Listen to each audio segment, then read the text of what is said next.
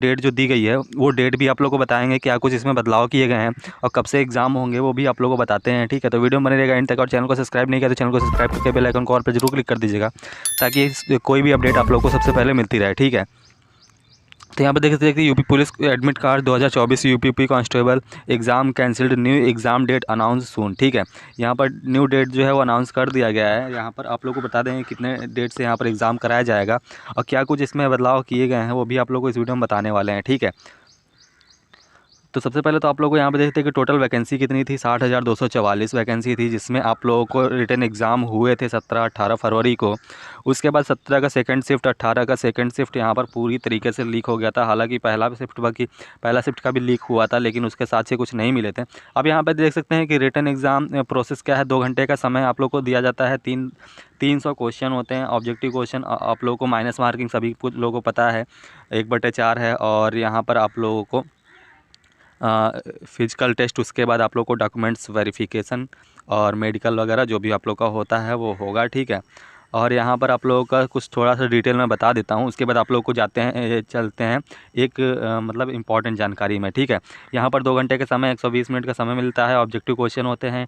आप लोगों को जो सब्जेक्ट होते हैं वो general Hindi, general knowledge, numerical, mental ability test और मेंटल एप्टीट्यूड, इंटेलिजेंस, रीजनिंग। ठीक है, इस टॉपिक से होते हैं। और यहाँ पर 300 नंबर, 150 क्वेश्चन होते हैं, प्लस 2 नंबर का एक क्वेश्चन होता है। और माइनस आप लोग को माइनस मार्किंग जो रहती है वो 0.5 रहती है।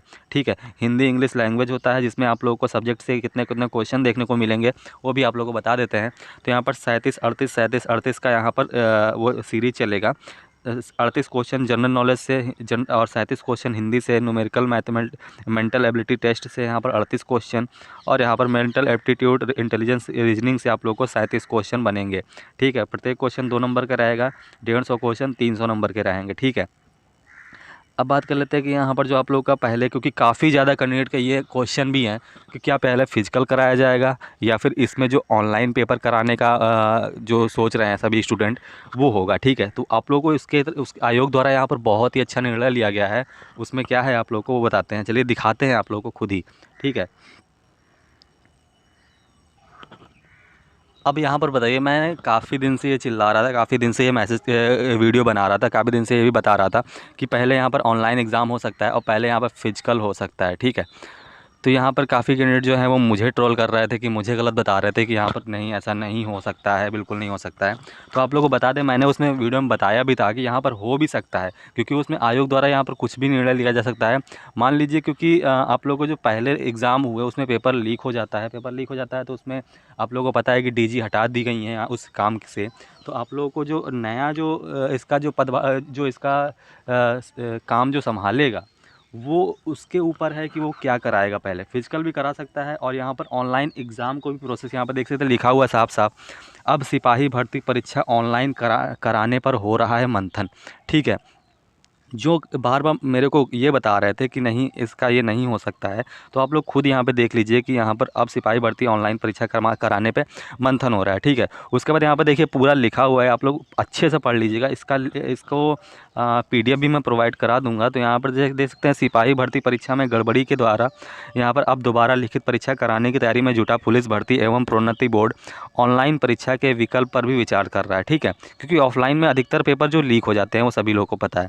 उसके बाद लिखित परीक्षा का फुल प्रूफ बनाने के लिए सारी संभावनाओं को टटोल रहे हैं। ऐसे में यदि परीक्षा कराने की जिम्मेदारी किसी अन्य सरकारी संस्थान को दे दी जाती है तो हैरानी की बात नहीं होगी। ठीक है, दरअसल अधिकारी इस बात को लेकर हलकान में है कि दोबारा परीक्षा आयोजित करने में गड़बड़ी से कैसे बचा जाए, क्योंकि सभी लोगों को पता है कि 50 लाख बच्चे हैं, कहीं ना कहीं से ऑफलाइन अगर फिर से एग्ज़ाम होगा तो पेपर लीक के चांसेस थोड़े बनते हैं। ठीक है, इसलिए ही ऑनलाइन कराने के भी विचार हो रहा है। दोबारा परीक्षा कराने के लिए कई विकल्पों पर विचार किया जा रहा है, जिसमें आप लोगों को बता दें कि यहाँ पर जो एजेंसी है उनको काम देने के लिए भी यहाँ पर हिम्मत नहीं जुटा पा रही है अधिकारी। ठीक है, कि फिर से काम दिया जाए, कहीं फिर से लीक ना हो जाए। दूसरी बात यहाँ पर आ जाती है कि दिल्ली पुलिस आदि की तरह परीक्षा कराने वाली ऐसी किसी संस्थान की सेवाएं लेनी चाहिए।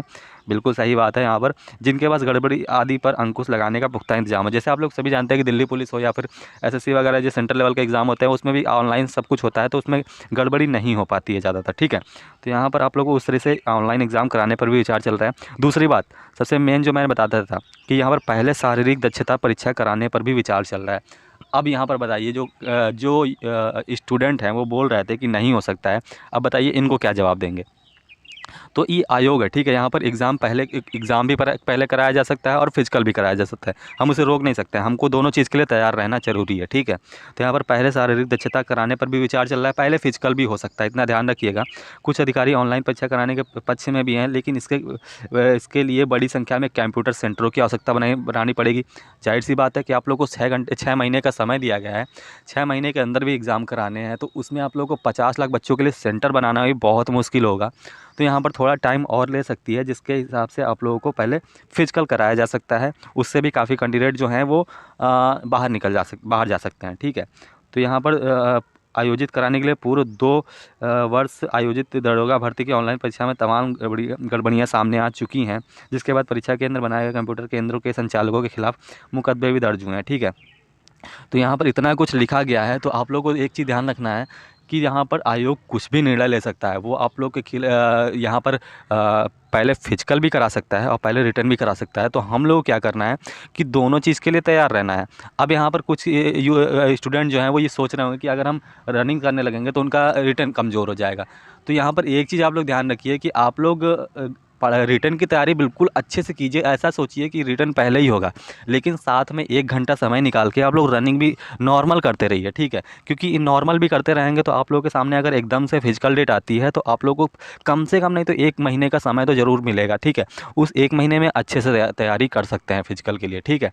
तो आप लोग थोड़ा सा वार्म अप टाइप में करते रहिए रनिंग वगैरह, तो उससे आप लोग को दिक्कत नहीं होगी। और साथ में रिटर्न की तैयारी बहुत ही मजबूत तरीके से करनी है, ठीक है।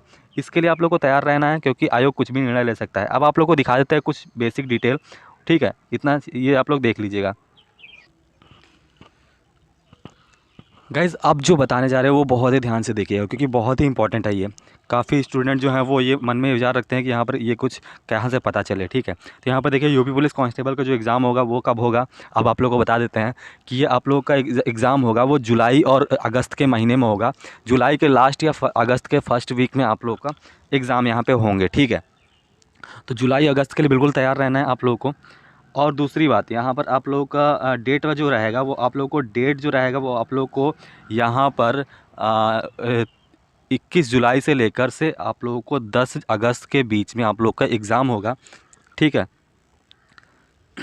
और दूसरी बात यहाँ पर आप लोगों की जो रहेगी ये कि यहाँ पर फिजिकल या फिर पहले रिटर्न, तो यहाँ पर आप लोगों को दोनों के लिए तैयार रहना है, जिससे आप लोगों को कोई दिक्कत ना हो अगर पहले फिजिकल हो जाता है तो, ठीक है। बाकी आप लोग पहले मैंने बता दिया था कि 17-18 फरवरी को बहुत ही धड़ल्ले से यहाँ पे पेपर जो लीक हुए थे टेलीग्राम व्हाट्सएप ग्रुप में, यहाँ पर अलग अलग माध्यमों से, तो उसके हिसाब से पेपर को रद्द किया गया था। 6 महीने का तुरंत समय दिया गया था। अब 6 महीने में एग्ज़ाम कराना, बिल्कुल नए सेंटर बनाना, वो भी अगर यहाँ पर अगर ऑफलाइन कराती है तो फिर से ऐसा पेपर लीक ना हो, ऐसे क्या गारंटी है, ठीक है। तो उसके हिसाब से ऑनलाइन अगर परीक्षा होती है तो ऑनलाइन परीक्षा के लिए सेंटर बनाने काफ़ी ज़्यादा मुश्किल होगा, थोड़ा समय लगेगा। तो उसके हिसाब से पहले फिजिकल करा भी सकती है आयोग, तो उसके लिए हमें तैयार रहना है बिल्कुल अच्छे से दोनों तरीके से। तो आप लोग थोड़ा बहुत रनिंग करते रहिएगा, ठीक है।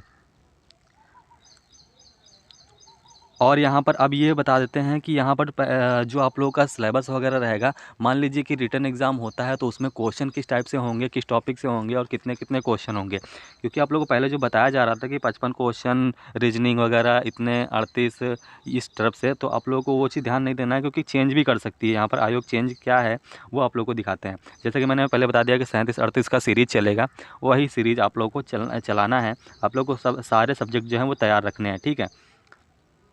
उसके बाद अब ये भी कैंडिडेट जो हैं वो ये भी सोच रहे हैं कि यहाँ पर रिटन एग्ज़ाम मान लीजिए क्वालिफाई कर लेते हैं या फिर पहले फिजिकल क्वालिफाई कर जाते हैं, तो उसके बाद प्रोसेस क्या है, तो अभी आप लोग को प्रोसेस दिखाते हैं, पूरा complete process. UP police constable requirement 2024, ठीक है। 10th और 12th यहाँ पर 10th 12th यहाँ पर फॉर्म के लिए मांगा गया था। 18 से 25 साल एज थी, जिसमें आप लोग को कैटेगरी वाइज SC ST के लिए, OBC के लिए 3 साल 5 साल की छूट थी। 60,244 वैकेंसी थी और एप्लीकेशन मोड जो था वो ऑनलाइन फॉर्म भरने थे। सिलेक्शन प्रोसेस जो है वो आप लोग का written test, documents verification, physical efficiency, medical, ठीक है। ये थोड़ा सा ऊपर नीचे लिखा हुआ है। पहले आप लोगों को बता दें कि पहले रिटन होता है, फिर आप लोगों का फिजिकल होता है, फिर आप लोगों का मेडिकल होता है, फिर डॉक्यूमेंट्स वेरिफिकेशन होता है, ठीक है। लेकिन यहाँ पर अगर पहले फिजिकल अगर होता है तो उसके बाद आप लोग को सेकंड में रिटन होगा, ठीक है, इतना ध्यान रखिएगा। उसके बाद आप लोग का मेडिकल होगा, फिर आप लोग का डॉक्यूमेंट्स वेरिफिकेशन होगा। सैलरी आप लोग को 21,700 रुपये रहेगी। ऑफिशियल वेबसाइट आप लोग को लिंक डिस्क्रिप्शन में दे देंगे, वहाँ से भी आप लोग देख सकते हैं। नोटिफिकेशन आप लोग कब आया था, कब एग्जाम हुए थे, वो भी आप लोग को सभी लोगों को पता है। वैकेंसी की बात करें तो vacancy general, EWS, OBC, SC, ST, total vacancy कितनी थी, किस पोस्ट में कितनी वैकेंसी थी, वो आप लोग नहीं देखे हैं तो फिर से देख लीजिएगा। 24,102 जनरल के लिए थी, 6,024 ईडब्ल्यूएस के लिए थी, एससी के लिए 12,650 थी, ओबीसी के लिए 16,264 थी, एसटी के लिए 1,204, टोटल वैकेंसी 60,244 थी, ठीक है। फॉर्म फीस की बात करें तो जनरल ओबीसी के लिए 400, एससी एसटी के लिए यहाँ पर भी 400 रुपये, ठीक है। सेम, कोई भी यहाँ पर छूट नहीं मिली थी किसी को भी, जिससे अच्छी खासी कमाई भी हो गई थी। और जनरल मेल और जनरल फीमेल के लिए एज लिमिट की बात करें तो 18 से 25 साल मेल के लिए, 18 से 28 साल फीमेल के लिए, ये जनरल के लिए है, ठीक है। बाकी मैंने ओबीसी और एससी एसटी के लिए बता दिया 5 साल 3 साल की छूट। सिलेक्शन प्रोसेस मैंने आप लोगों को बता ही दिया पहले ही, सिलेक्शन प्रोसेस में क्या है। और यहाँ पर सब्जेक्ट की बात करें, किसको सब्जेक्ट से कितने क्वेश्चन है वो भी मैंने आप लोगों को बता दिया, समय वगैरह बता दिया, माइनस मार्किंग बता दी, क्वेश्चन नंबर बता दिए कितने क्वेश्चन, 1 नंबर के 2 नंबर के 1 क्वेश्चन रहेंगे। पीएटी पीएसटी के लिए आप लोग को यहाँ पर मिनिमम हाइट चेस्ट कितनी रहेगी यहाँ पर देख सकते हैं। मेल के लिए पहले बता रहा हूँ तो यहाँ पर देखते ओबीसी एससी एसटी के लिए जनरल के लिए 168 सेंटीमीटर होनी चाहिए, ठीक है। और जो सीना होना चाहिए वो आप लोगों का चेस्ट होना चाहिए 79 नॉर्मल, 79 सेंटीमीटर, ठीक है, विदाउट फुलाने पर, ठीक है। उसके बाद आप लोगों को फुलाने पर 5 सेंटीमीटर फूलना चाहिए, यानी कि 84 होना चाहिए, 84। वहीं एसटी की बात करें तो 160 सेंटीमीटर हाइट होनी चाहिए और 77 सेंटीमीटर नॉर्मल चेस्ट होना चाहिए और फुलाने पर 82 आना चाहिए, ठीक है। फीमेल के लिए हाइट वेट का यहाँ पर दिया गया है, तो हाइट 152 सेंटीमीटर आप लोग को जनरल ओबीसी एससी के लिए रहेगा, और वेट आप लोग को 40 किलोग्राम रहेगा। और फीमेल एसटी के लिए यहाँ पर 147 सेंटीमीटर हाइट रहेगी और 40 किलोग्राम वेट रहेगा, ठीक है। रनिंग की बात करें तो यहाँ पर रनिंग आप लोगों का मेल कैंडिडेट के लिए 4.8 किलोमीटर, यानी कि 5 किलोमीटर में 200 मीटर कम 25 मिनट का समय मिलेगा। वहीं फीमेल की बात करें तो 2400 मीटर यहाँ पर 14 मिनट का समय मिलेगा, लगभग 2.5 किलोमीटर का, ठीक है। सैलरी की मैंने बता दिया कि 5,200 से लेकर यहाँ पर 20,200 रुपये तक इस पे स्केल बनेगा। ग्रेड पे आप लोग को 2,000, साथ में टोटल मिला के 21,700 रुपये मिलेंगे, ठीक है। तो ये थी कुछ बेसिक डिटेल। आई होप कि आप लोगों को वीडियो पसंद आई होगी। वीडियो पसंद आई होगी तो वीडियो नॉलेजेबल रही होगी तो वीडियो को लाइक शेयर जरूर कर दीजिएगा और कमेंट करके ज़रूर बताइएगा वीडियो कैसी लगी। और आप लोगों को कोई भी सुझाव आता है या फिर कोई भी क्वेश्चन मन में आते हैं, कोई भी डाउट होता है तो आप लोग कमेंट बॉक्स में कमेंट करके ज़रूर बताइएगा, मैं उसी हिसाब से आप लोग को सॉल्यूशन भी बता दूंगा, ठीक है। तो चलिए मिलते हैं नेक्स्ट वीडियो में, तक के लिए बाय बाय, टेक केयर, जय हिंद, लव यू।